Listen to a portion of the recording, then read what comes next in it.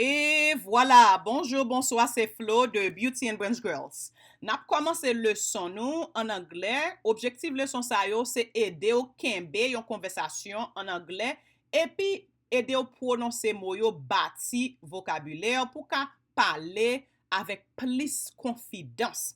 Ça c'est nous fait plusieurs leçons sous classe yo. Nous encourage ou garder leçon ça entièrement. OK. Avant nou fè leçon, gen kek mots nou pral utilize nan konversasyon sa, nou pense ki merite atensyon nan bon definisyon yo pou ka kompren konversasyon pi bien. Par exemple, mot wrecked. OK? Wrecked. Wrecked vle di krasé, détruit. OK? La ou ka wè bot sa, wap gade la, li krasé, wrecked. OK? Sou te krason bagay, wap mette id derrière, wrecked. OK? Wrecked sa, ou ka utilize l pou le bagay tou. Second journal ou écrit là dans toute journée, on cahier à la fin année ou écrit tout net ou gen di I wrecked my journal. Li pas nécessairement vle di que ou krasé journal la ou chire, li just vle di like ou décorer, ou écrit là dans pile ou utiliser stickers, autocollant, wrecked. OK? So là ou comprendre ça mot wrecked, l'en vle di, le na li passage là et puis gon conversation ou ka comprendre li pi bien. Yon autre mot encore moins besoin pour porter attention c'est mot race. OK.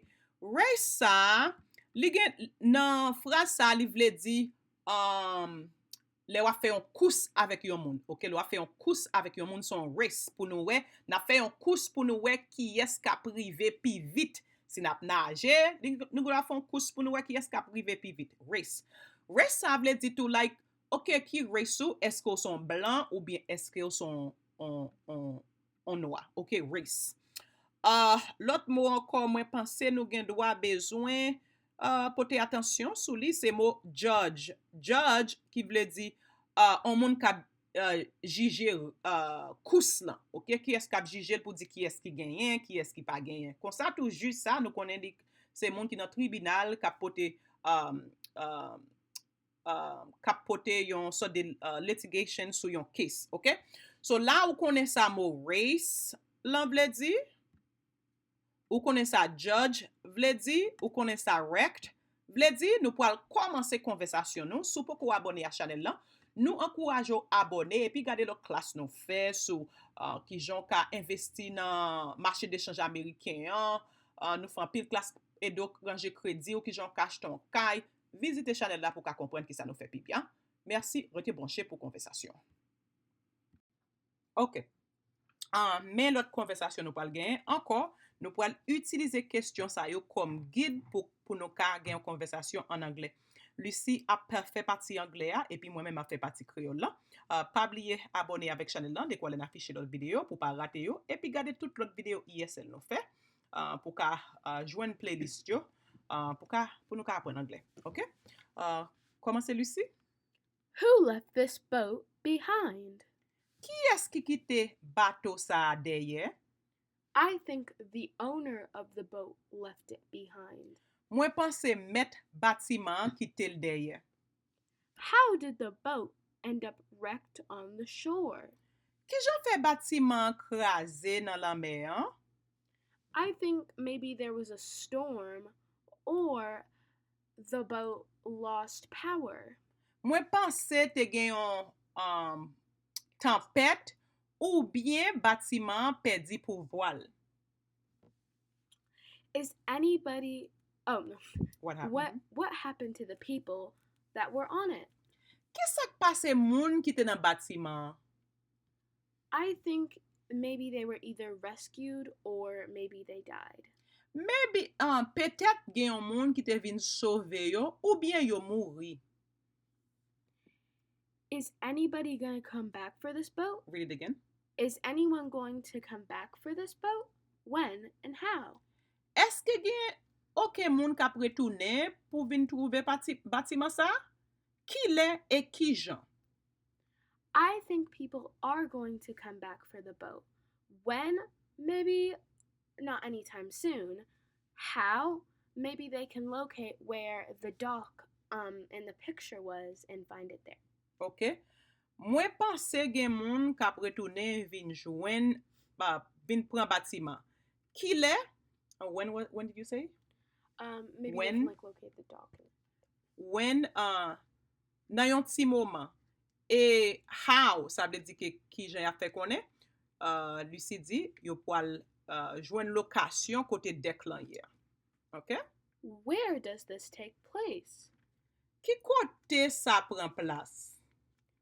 This takes place at the beach. Sa pran plas nan, ki jen di beach an kreol anko? Nan, ok, beach, se plaj. Ok, mbat ka sonjel, se plaj. Ok, li kesyon sa Lucie, pale fon. What kind of race is this woman practicing for? Fi sa, ki jan de race an kous, ki jan de kous la pe praktike pou l ka fe. Praktike se le wape entrene. Ok, se pa praktike, mwen kwa se entrene. Ki jan de kous fi sa prepare pou l fe? I think this woman is practicing for a swimming race because of how her background looks. Mwen pense fi sa a praktike ou bien entrene pou l ka fe an kous natasyon, nage. Mwen konen sa paske background lan gen ki sa. What is the background? A swimming pool. Ok, paske li nan yon piscine. Who is going to judge for the race? Ki eski pou al juje konkou sa? I think there is a judge at the swimming pool and they are going to judge. Mwen pense genye kek juj ki nan piscine lan e se yo menm ki pou al juje. Where is she racing? Ki kote racing lan se, racing vle di konkou. Ki kote konkou sa ap pran plas? I believe she is racing in a pool. Mwen pense konkou an pou al pran yon plas, ap pran plas nan piscine lan. Has she ever been in a race before, or is this her first one? Eske fi sa li kon nan yon konkou avan ou bien sa se premier konkou? I think she has been in a race before. Mwen pense li kon fe konkou deja. Describe how this woman is feeling. Dekrive ki jan fi sa sentil. I think this woman is feeling relieved because it looks like she was swimming for a long time underwater and she just got up and took a breath. Mwen pense fi sa sentil li soulaje paske li semble li te an ba d'lo pou yon bon ti moment e kon ya la pran souf. Say that again, Lucie. That was great. Di lanko. Missy, I think she... Slowly pou yo katande pi bien. I think she is feeling relieved because it looks like she just came up from under the water to take a breath of air. Beautiful. Si ou ta reme wè lot video nou fè sou chanel sa, pa bliye kite yon komentè di Flo lage list lot video pou nou. Nou kategorize video yo, koto ka jwen video nou fè sou ESL, nou ban pil informasyon tou sou stocks, san apre le marché d'échange amérikyan, ki diferent strateji ou ka utilize pou trade tankou capital gains, dividends, nou pale de Roth IRA, Roth IRA, 401k, ki jon ka acheton kay os Etats-Unis ki proses lan, ki sa bank lan kon bezon nan men ou, ki jon ka fikse kredi ou, ki jon ka diversifiye portfolio ou. Nou pale de 3 kredi biro yo, ki se Equifax, Experian, TransUnion.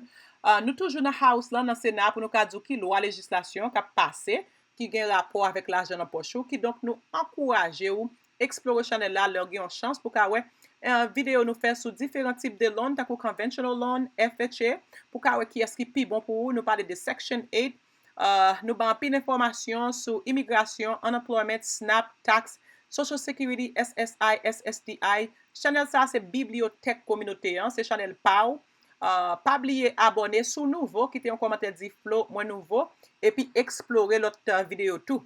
Pa bliye bay video sa yon pousan lè, nou afishe yon video preske chak jou, se pa preske, nou afishe yon video chak jou a 7h15 di matin, qui donc visite chanel là souvent pour qu'avoir l'autre vidéo nous fait. Encore sous nouveau dit dans qui c'était toi écouter nous et sous fait abonner, fait nous connaître tout. Sous son moun la kay là ou ka quitter un commentaire dit nous ou c'est crème de la crème. Merci, rete branché, nous gen pour nous encore dans une autre vidéo.